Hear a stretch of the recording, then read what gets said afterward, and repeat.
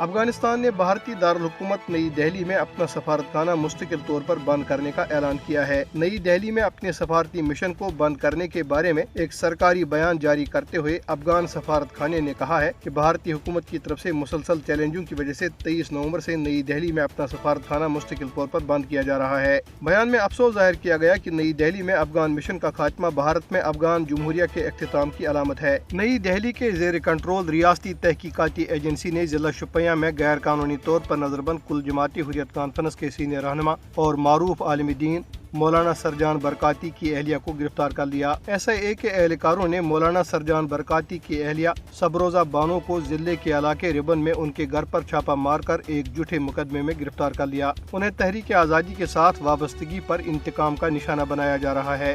بھارتی پولیس نے مولانا سرجان برکاتی کو رواں سال اگست میں گرفتار کیا تھا اور اس وقت سینٹرل جیل سری نگر میں وہ نظر بند ہیں۔ ادھر بھارتی پولیس نے ضلع بڑگام میں 3 بے گناہ کشمیری نوجوانوں کو گرفتار کر لیا۔ پولیس نے نوجوانوں کی غیر قانونی گرفتاری کا جواز پیش کرنے کے لیے انہیں ایک مجاہد تنظیم کے کارکن قرار دیا۔ نیشنل کانفرنس کے نائب صدر عمر عبداللہ نے بانڈی پورہ میں صحافیوں سے گفتگو کرتے ہوئے مقبوضہ جموں کشمیر میں حالات معمول کے مطابق ہونے کے دعووں کو مسترد کرتے ہوئے انہیں مضحکہ خیز قرار دیا۔ ایک معروف امریکی اخبار نے جاسوسی اور ماورائے عدالت قتل سمیت بھارت کی بڑھتی ہوئی خفیہ عالمی کارروائیوں پر روشنی ڈالی ہے، جس پر پوری دنیا میں سخت تشویش پائی جاتی ہے۔ بھارتی حکومت کو حالیہ مہینوں میں دوسری بار اس بارے میں سوالات کا سامنا ہے کہ آیا وہ مغربی سرزمین پر قتل کی کسی سازش میں ملوث تھی۔ نیو یارک ٹائمز نے ایک رپورٹ میں کہا ہے کہ بھارتی حکومت سکھ رہنما گروپنت سنگھ پنن کو امریکی سرزمین پر قتل کرنے کی سازش میں ملوث تھی، جسے ناکام بنا دیا گیا۔ اس سے قبل کینیڈا نے کہا تھا کہ سکھ رہنما ہردیپ سنگھ نجر کے قتل میں بھارتی ایجنٹ ملوث ہیں۔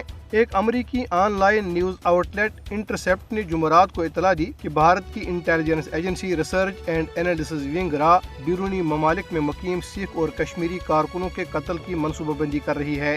انٹرسیپٹ نے انٹیلیجنس دستاویزات کا حوالہ دیتے ہوئے کہا کہ را قتل اور دیگر کارروائیوں کو انجام دینے کے لیے مقامی مجرموں اور اختلافی نیٹ ورکس کے ساتھ مل کر کام کر رہی ہے۔ دستاویزات کے مطابق را ان افراد اور مذہبی اداروں کو نشانہ بنا رہی ہے جو کشمیر کی آزادی کی تحریک کی حمایت کر رہے ہیں۔ کل جماعتی حریت کانفرنس کی آزاد جموں کشمیر شاخ کے سینئر رہنما اور Jammu Kashmir people's freedom league کے چیئرمین محمد فاروق رحمانی نے 4 سرکاری ملازمین کی برطرفی، جامع مسجد سری نگر کی بندش اور میر وائز عمر فاروق کی مسلسل 7ویں جمعے کو گھر میں نظر بندی کی شدید مذمت کی۔